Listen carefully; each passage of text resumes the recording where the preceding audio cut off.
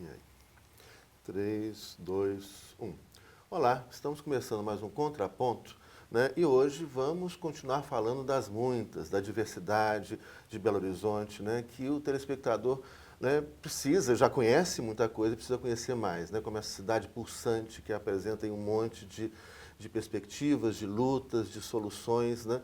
E as muitas é um movimento bonito que está acontecendo na cidade, justamente buscando construir, né, uma outra Belo Horizonte da diversidade. Hoje temos aqui uma presença muito especial, que é a Áurea Carolina, né? A Áurea é educadora popular, né, artista, participante das muitas, cientista político. Áurea, bem-vinda. Né? Bom Obrigada, ter você Zé aqui Luiz. com a gente. E, Áurea, pois é, a gente sempre, nesses programas que a gente tem feito sobre as muitas, a gente sempre começa fazendo uma pergunta, que é o que são as muitas, né? E as muitas, inclusive, são muitas perspectivas do que são as muitas, né? Então, o que são as muitas para você e como é que você chegou até as muitas? As muitas são um processo em construção permanente.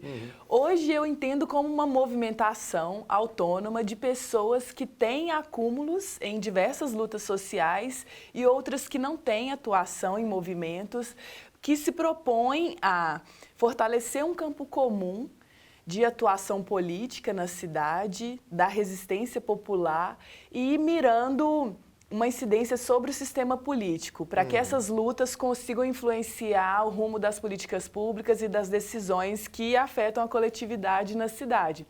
Surge no início do ano passado, em março, numa tarde de sábado, no encontro que a gente fez no gramado, atrás do parque, atrás do Palácio da Liberdade. Não, gente, atrás do Palácio das Artes. Palácio das Artes, isso. No Parque Municipal. E ali a gente lançou essa proposta e várias pessoas foram chegando e se apropriando disso e dando vida e sentido para o processo. De lá para cá, a gente veio acumulando reflexões temáticas sobre mobilidade urbana, feminismos, radicalização da democracia, culturas urbanas, tentando entender quais são, então, essas pautas que nos congregam. E também fizemos uma conversa com vários partidos, pensando que para disputar o sistema político é necessário entrar numa estrutura institucional. E, no final das contas, nós nos filiamos ao PSOL, algumas de nós, né, que tem essa disposição de encarar também esse debate institucional com os partidos e tem a intenção de se candidatar ou fortalecer candidaturas dentro de partidos. Pois é, e aí, essa é uma discussão interessante, né, que a gente tem tido. Eu cheguei há pouco tempo nas muitas e estou apaixonado, né, por todo esse processo e vendo assim, esse crescimento, né, como cada vez chegam mais pessoas, né, pois, você não tem assim, uma preocupação de entrar nesse processo político formal, né, num partido político burguês, tradicional? Se bem que o PSOL não é. O PSOL é um partido diverso, é um partido que quer construir outra coisa, etc. Mas as regras, né, que aprisionam o PSOL e todos os partidos políticos são as regras, né, da democracia burguesa. Você não tem medo de ficar aprisionada nisso, não? Como é que... Eu não tenho, porque eu não acredito na representação política tradicional e não acredito na camisa de força dessas instituições.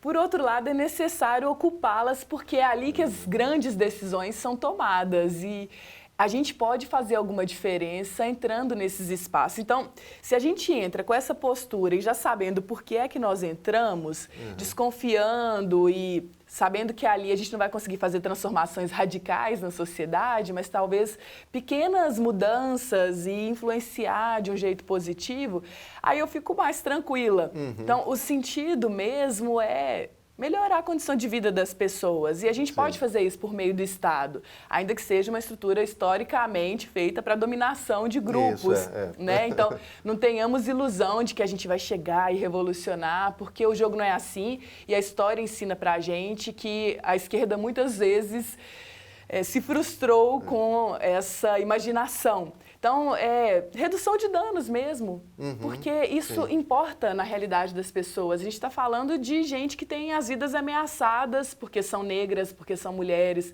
porque são jovens de periferias. Então, se a gente consegue, por meio de políticas públicas, criar condições mais favoráveis e efetivar direitos, então acho que vale a pena. É para isso que a gente luta, né? Me convenceu. Você sabe que eu tenho essa preocupação. Falei, a gente entra em partido político, esse negócio, ou no poder do Estado, o Estado nos absorve, aí essa máquina, né? Mas legal, gostei.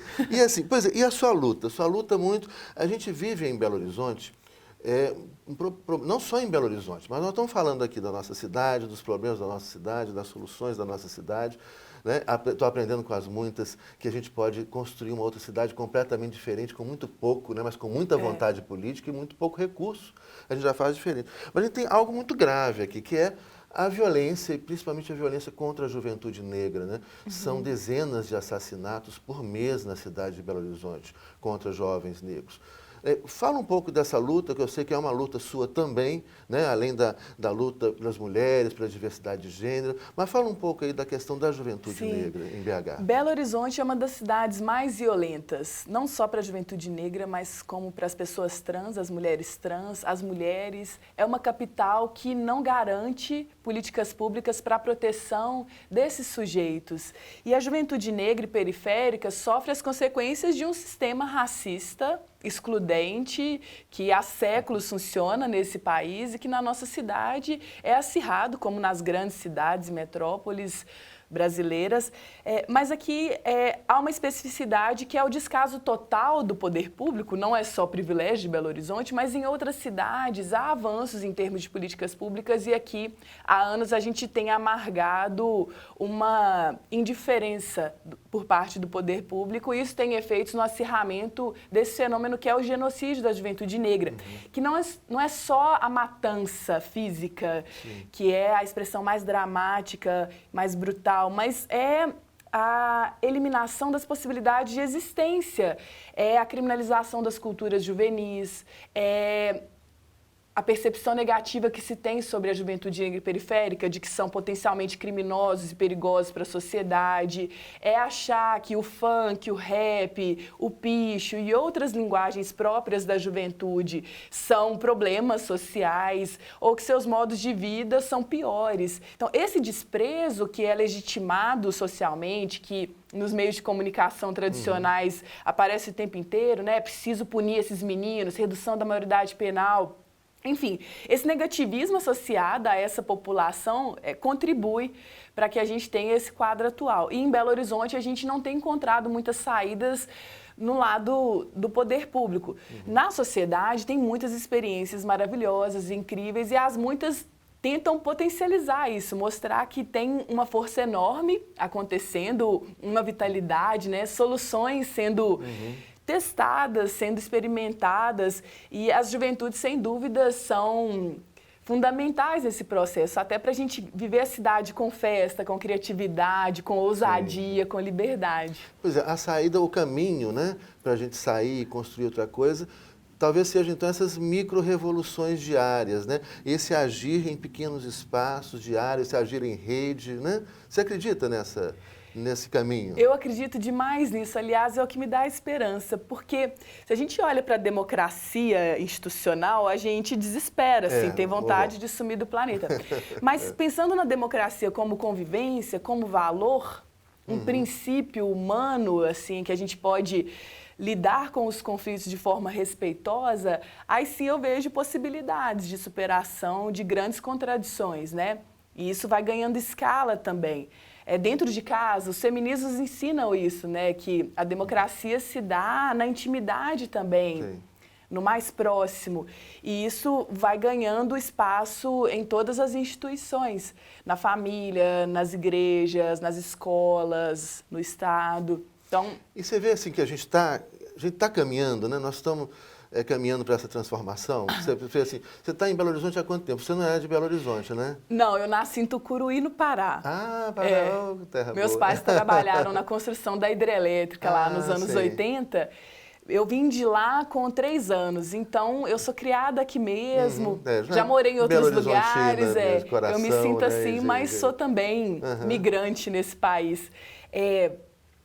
Eu acredito que a democracia, ela tem um poder de transformação das pessoas. Então, a gente tem avançado, sim, em alguns aspectos. Socialmente, as lutas têm se fortalecido e na atual conjuntura há uma demonstração muito nítida disso. Por outro lado, há retrocessos e ataques dos grupos como que a gente está vivendo que estão agora, né? Que sendo afetados brutal, por esse avanço das lutas. Eu vejo como uma reação ultraconservadora, antidemocrática, que pode sinalizar para um crescimento dos discursos de ódio, mas talvez não seja necessariamente que haja mais adesão na sociedade. Sim. Talvez seja o desespero deles, né, Aura? Assim, porque, gente, eu acho que a diversidade tem crescido tanto, esse desocultamento da diversidade, todas elas, diversidade de gênero, tem crescido tanto que eu acho que os conservadores estão assustados e eles estão reagindo com muita raiva, com muito ódio, mas isso vai passar, você não acha, não? Eu tenho esperança. A luta não tem fim, assim. Sim, claro, eu vou morrer, o machismo não vai ter acabado, o racismo vai continuar. Eu mas acho vai ter que diminuído muito, não? a superação é um horizonte que a gente constrói no cotidiano. Sim. Mas as lutas são sem data para terminar, como Sim, disse a presidenta Dilma, Mesmo assim, quando acaba na uma, começa a ocasião do outra, golpe, né? Aura, nós vamos fazer um intervalo aqui de 1 minutinho e daqui a pouquinho nós voltamos com essa conversa, né, sobre a Belo Horizonte, sobre a diversidade, sobre a transformação da nossa cidade. Já voltamos.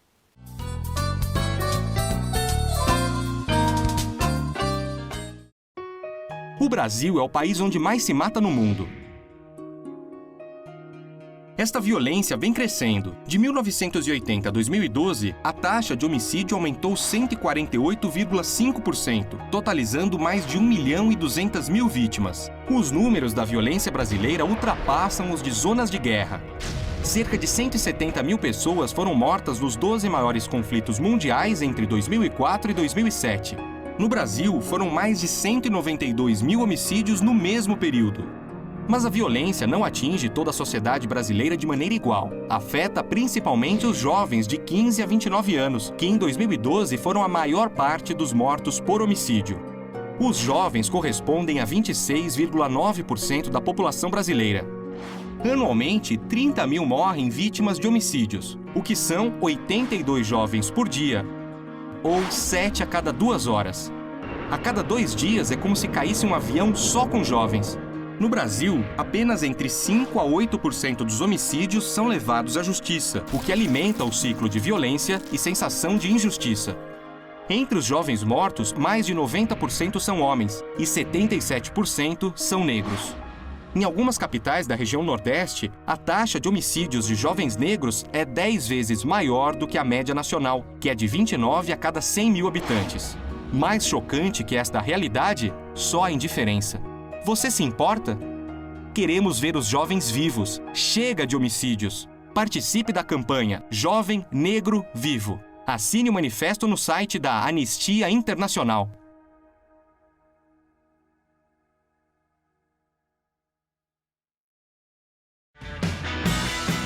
Venha gravar sua peça audiovisual na TVC Produções. Além dos melhores equipamentos que garantem qualidade estética de som e imagem, nossos estúdios contam com revestimento acústico, ar-condicionado, chroma key, teleprompter e tudo o que você precisa para gravar o melhor vídeo para o seu projeto. Entre em contato e faça um orçamento. Ligue 31 3024 2755.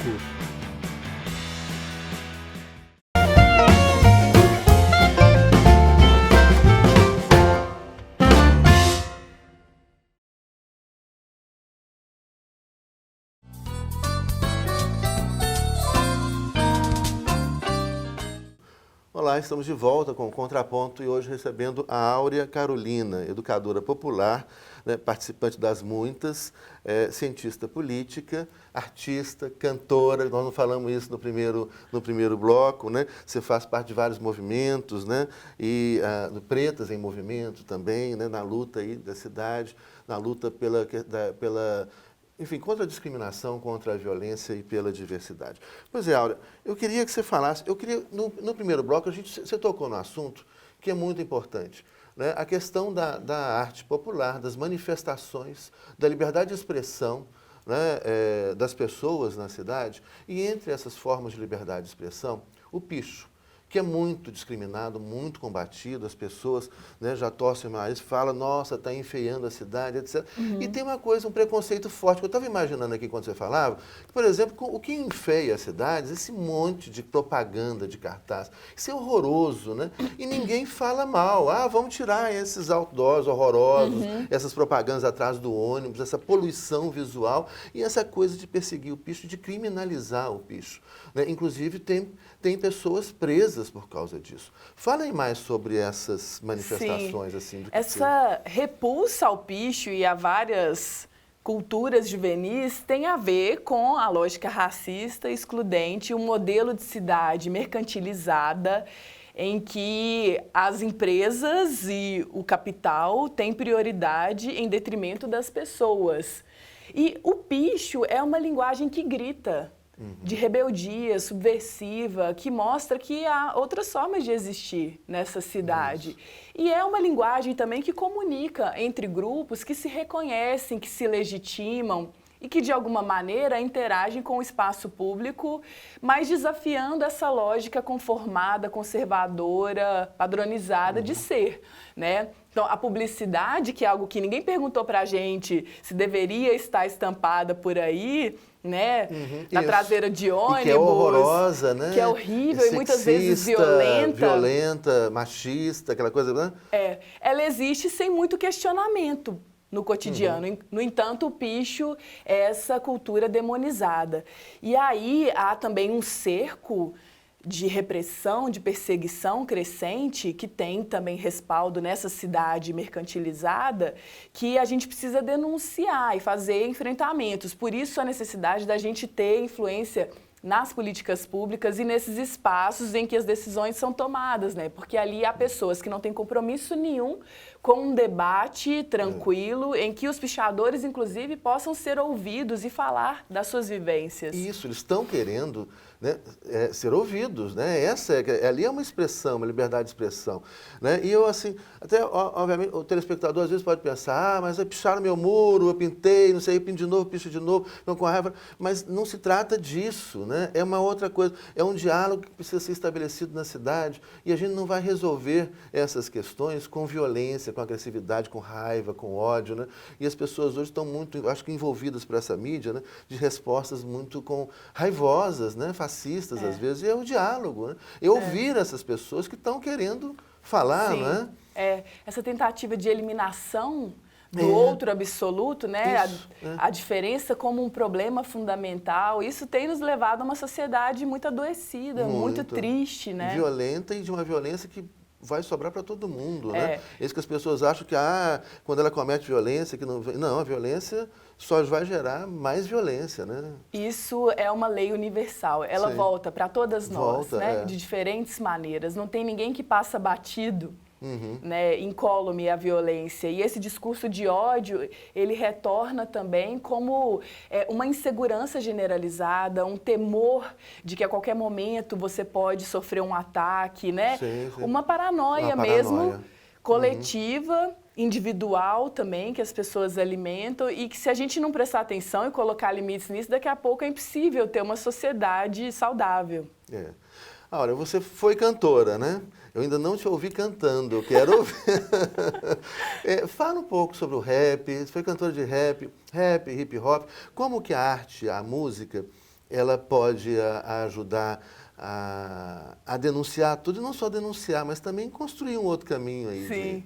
Eu fui parar no hip hop por causa de pichação, acredita? Eu começava a me interessar lá pelos 12, 13 anos de idade por pichação, tinha caderno de pichação e com aquilo eu fui descobrindo um outro universo cultural e cheguei na cultura hip hop, que é um movimento muito rico, que tem várias linguagens artísticas e o rap é uma delas. O grafite, o DJ, as danças urbanas são outros elementos estéticos.